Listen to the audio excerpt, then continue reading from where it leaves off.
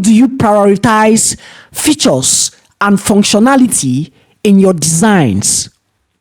First things first, I start by understanding user needs, by conducting user research, and also gathering insights to identify the most critical user requirements.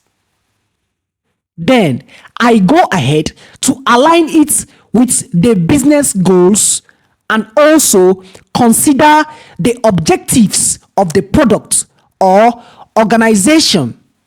And then I go ahead to ensure that the design supports them.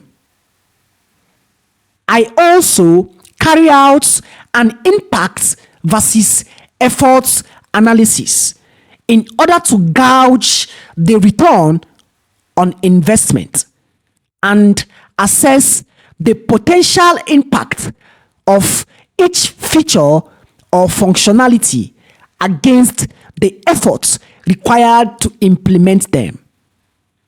Now, all this is done in collaboration with stakeholders, which involves engaging in discussions with stakeholders in order to collectively determine the priority of the features based on user value, technical feasibility, and resource constraints.